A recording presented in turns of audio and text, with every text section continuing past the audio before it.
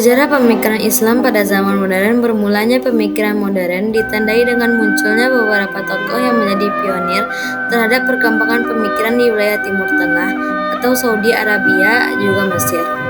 Untuk memudahkan manusia dalam memandang bentuk-bentuk dari perubahan yang ada, maka digunakanlah kata modern sebagaimana yang dilakukan oleh Profesor Dr. Harun Nasution. Pertama, lahirlah kesadaran pembaharuan internal akibat pengaruh beberapa pemikiran Ibnu Taimiyah.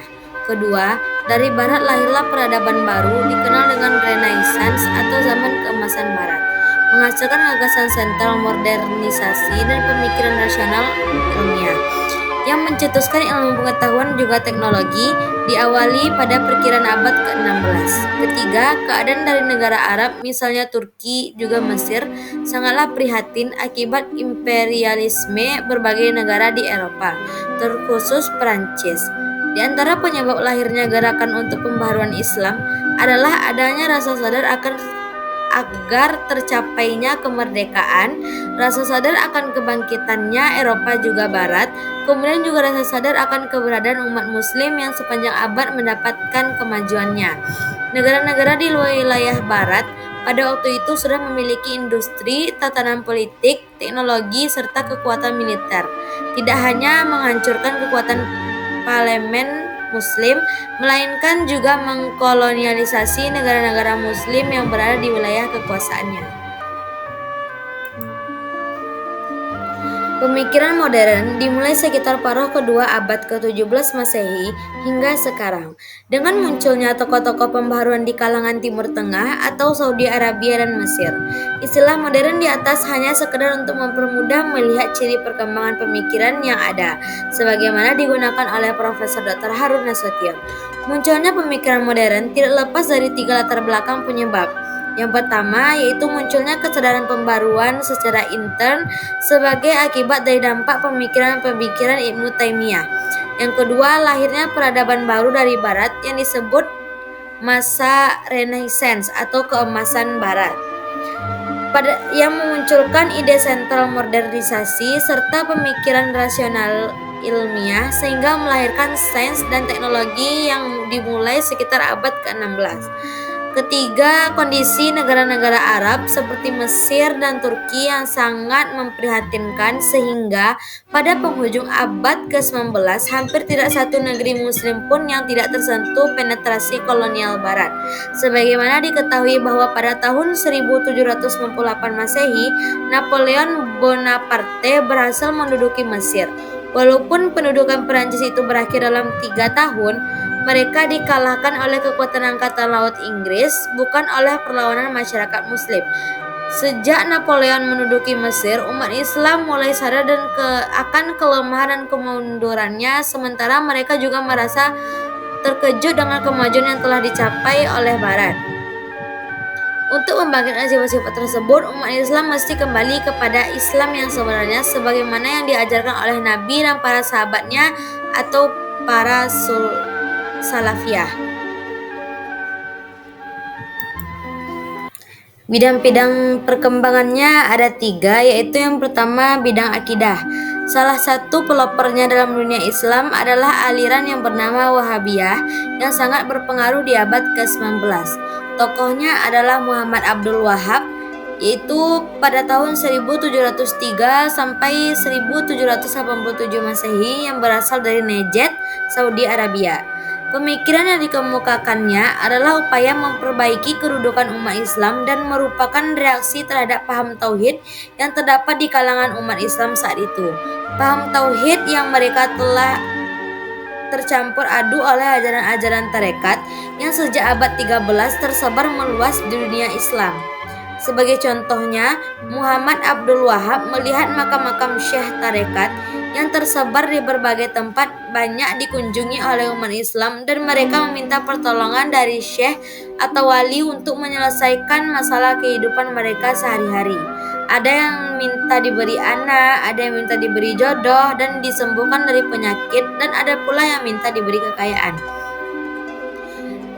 Bidang yang kedua yaitu bidang ilmu pengetahuan.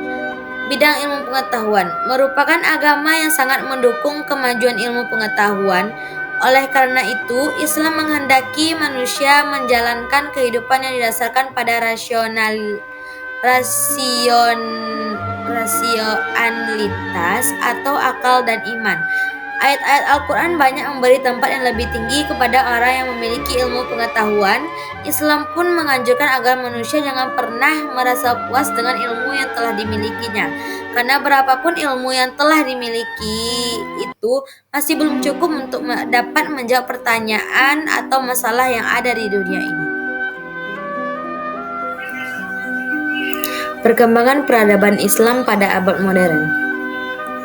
Bangsa Turki tercatat dalam sejarah Islam dengan keberhasilannya mendirikan dua dinasti, yaitu dinasti Turki Saljuk dan dinasti Turki Utsmani. Di dunia Islam, ilmu pengetahuan modern mulai menjadi tantangan nyata sejak akhir abad ke-18, terutama sejak Napoleon Bonaparte menduduki Mesir pada tahun 1798 dan semakin meningkat setelah sebagian besar dunia Islam menjadi wilayah jajahan atau di bawah pengaruh Eropa. Akhirnya, serangkaian kekalahan berjalan hingga memuncak dengan jatuhnya dinasti Utsmani di Turki. Proses ini terutama disebabkan oleh kemajuan teknologi Barat. Setelah pendudukan Napoleon, Muhammad Ali memainkan peranan penting dalam kampanye militer melawan Prancis. Ia diangkat oleh pengusaha Utsmani menjadi pasha pada tahun 1805 dan memerintah Mesir hingga tahun 1849. Islam dan kebudayaannya tidak hanya merupakan warisan dari masa silam yang gemilang, namun juga salah satu kekuatan penting yang cukup diperhitungkan dunia dewasa ini. Al-Quran terus-menerus dibaca dan dikaji oleh kaum muslim. Budaya Islam pun tetap merupakan faktor pendorong dalam membentuk kehidupan manusia di permukaan bumi. Toleransi beragama merupakan salah satu kebudayaan Islam dan tidak ada satupun ajaran Islam yang bersifat rasialisme. Dalam hal ini, agama yang ditegakkan oleh Muhammad mengandung amanat yang mendorong kemajuan bagi seluruh umat manusia, khususnya umat Islam di dunia. Bidang-bidang peradaban yang berkembang ada 3. Yang pertama yaitu bidang arsitek. Di Arab Saudi mengalami perkembangan yang pesat, pembangunan fisik yang sangat dahsyat, dari pembangunan jalan raya, jalan kereta, pelabuhan sampai maskapai penerbangan internasional, perhotelan, peribadatan seperti Masjidil Haram yang di tengah masjid terdapat Ka'bah dan Baitul Atiq, Hajar Aswad, Hijr Ismail, makam Ibrahim, dan sumur Zam-Zam yang letaknya berdekatan dengan Ka'bah. Bangunan Masjidil Haram sangat luas, sangat indah dan megah. Masjid Nabawi yaitu masjid yang indah dan megah pula serta ber-AC. Di Iran terdapat bangunan yang indah yaitu berupa bangunan arsitektur peninggalan dinasti Tatar yaitu Istana Niafaran, perkuburan Beheshti Zahra. Yang kedua yaitu bidang sastra. Pada masa pembaharuan terdapat nama-nama sastrawan yang islami di berbagai negara seperti sastrawan dan pemikir ulung yang lahir di Pakistan tahun 1877 dan wafat tahun 1938 yang bernama Muhammad Iqbal. Mustafa Lutfi Al-Manfaluti tahun 1876 sampai 1926 yaitu sastrawan dan ulama Al-Azhar Mesir. Muhammad Hussein Hakel tahun 1888 sampai 1956. Ia adalah seorang pengarang Mesir yang menulis Hayatul Muhammad. Jamil Sidi Az-Zahwi tahun 1863 sampai 1936 di Irak dan lain-lain. Yang ketiga yaitu bidang kaligrafi. Di abad modern juga berkembang yaitu biasanya digunakan sebagai hiasan di masjid, hiasan di rumah, perabotan rumah tangga dan lain-lain dengan media seperti kertas, kayu, kain, kulit, keramik dan lain-lain. Kesimpulan, modernisasi dalam berbagai bidang sosial hingga tauhid benar-benar dijadikan pondasi hidup bermasyarakat serta berpikir ilmiah rasional sangat dihargai oleh masyarakat untuk memahami Islam dan mengembangkannya. Sikap yang perlu dikembangkan dalam memahami Islam pada masa modern adalah sebagai berikut. Yang pertama yaitu menjadikan Al-Quran dan As-Sunnah sebagai rujukan utama dan berusaha menangkap nilai serta ajarannya. Yang kedua yaitu melihat kenyataan alam dan lingkungan serta fenomena yang ada, dan hal ini membutuhkan pengetahuan tentang dunia. Yang ketiga, mendialogkan, menafsirkan keduanya dengan menghubungkannya. Selain itu, perkembangan Islam pada abad modern dapat disikapi dengan melihat sejarah. Hal ini dapat memberikan ide dan kreativitas tinggi untuk mengadakan perubahan-perubahan supaya lebih maju dengan cara yang efektif dan efisien.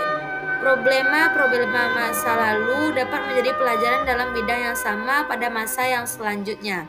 Pembaruan dapat dilakukan dalam berbagai bidang, baik bidang ekonomi, pendidikan, politik, maupun kebudayaan.